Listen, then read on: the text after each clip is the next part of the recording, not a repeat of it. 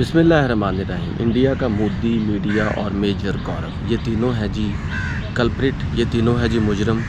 Asia में, पूरी दुनिया में अमन को ख़राब करने में इनका बहुत ही बड़ा किरदार है। जहाँ तक पाकिस्तान का ताल्लुक़ है तो इन तीनों को पूरी दुनिया में डीमोरलाइज़ करने में, इन तीनों ने पूरी दुनिया में पाकिस्तान को डीमोरलाइज़ करने में कोई कसर नहीं उठाई। और ये जो पहली बात करते हैं जी मोदी ने जब गुजरात में मुसलमानों को शहीद करवाया, उनकी लाशों को मसक करवाया, उनकी लाशों को ख़राब किया, उनको जला दिया, गरीब मुसलमानों को इसने कटवा दिया और हिंदू मुस्लिम फसादात में इसने ऐसा किरदार अदा किया जो जिल्लाद का किरदार होता है। और शायद आपको याद हो कि अमेरिका ने इसकी मुकावा था और इस पे पाबंदी थी कि ये अमेरिका नहीं जा सकता। ये जो गरीब लोग हैं उनके ऊपर ये सियासत करने वाला है और ये दुनिया का वाहद ऐसा वज़ीर-ए-आज़म है जो अपने लोगों को मरवा देता है हर साल या 1-2 साल बाद, तो फिर उसी पे सियासत करके वज़ीर-ए-आज़म बन जाता है। ये कैसा इसका फार्मूला है? और ये जो इंडियन आवाम है ना, जो बड़ी पढ़ी लिखी बनती है और पाकिस्तान को दहशतगर्द और पता नहीं हमें क्या क्या कहती है, मेरा ख़्याल वो भी इलिटरेट है। जिस तरह का आपका वज़ीर-ए-आज़म है ना, उस तरह के आपके माइंडसेट हैं, शिट माइंड है आपके।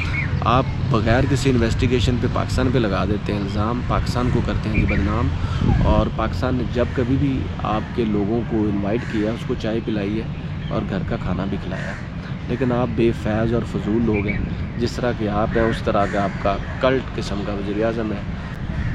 दूसरा जी इंडिया का मीडिया जो इस बेस पे चलता है कि पाकिस्तान को का बदनाम किया जाए, पाकिस्तान में कोई दहशतगर्दी हो तो हम हंसें, पाकिस्तान में अगर कोई जाफ़र एक्सप्रेस जैसा वाक़या हो तो हम उसका मजाक उड़ाएं और पाकिस्तान को डीमोरलाइज़ करें, पाकिस्तान के क्रिकेट को डीमोरलाइज़ करें, पाकिस्तान पर पाबंदियाँ लगें, पाकिस्तान पूरी दुनिया में बदनाम हो जाए और हिंदू को मुसलमान से लड़वा देना, हिंदुओं के हाथों मुसलमानों को ज़िबा करवा देना और फजूल किस्म के लोगों को बैठा के मेजर गौरव जैसे और मेजर बख्शी जैसे उनके हाथों पाकिस्तान को ज़लील करवाना और इतना ज़्यादा अपने आप को इतना ज़्यादा समझना कि शायद एशिया में वो सबसे बड़ी सुपर पावर है। तो ये उनका ख्वाब है। मुझे तो ये लगता है कि पाकिस्तान को अब ये चाहिए कि मीडिया के ऊपर कदगन लगाया जाए, उनको बैन किया जाए पाकिस्तान में, और जितने भी मीडिया के एंकर हैं उनको रस्सी के साथ बांध के ना पहले पाकिस्तान लाया जाए और वहाँ पे इनको थप्पड़ पड़वाए जाए और फिर इसके बाद इनको पूरी दुनिया की अदालतों में घसीटा जाए और इनके ख़िलाफ़ डॉसियर तैयार किया जाए।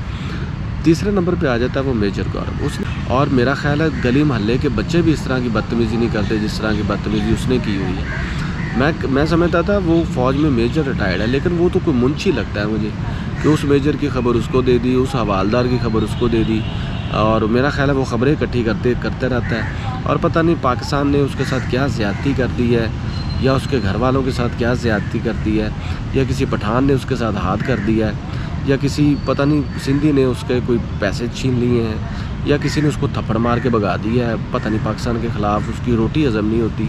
वो चाहता है कि मैं सिर्फ बातें करता रहूँ, मेरी बातें सुनते रहें और पाकिस्तान सिर्फ दुनिया में बदनाम होता रहे। तो ये उसकी लाओबाली है, इलिटरेसी है। जिस तरह का उनका वज़ीर-ए-आज़म इलिटरेट है उसी तरह का उनके रिटायर्ड फ़ौजी इलिटरेट है।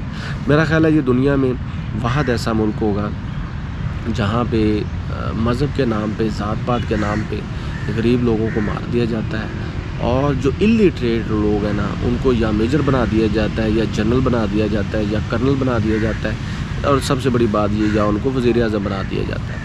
तो पाकिस्तान को ये कहना नहीं चाहिए कि हम पे हमला होगा, ये होगा, वो होगा। पाकिस्तान को कहना चाहिए कि अब हम क्रैकडाउन करेंगे मोदी के ख़िलाफ़, इनकी मीडिया के ख़िलाफ़ और इस मेजर के ख़िलाफ़, क्योंकि इन तीनों ने पाकिस्तान को डीमोरलाइज़ किया है, बदनाम किया है और दुनिया के अमन को ख़राब करने में जितना इनका हाथ ना, मेरा ख़्याल है दुनिया में किसी बंदे का नहीं होगा।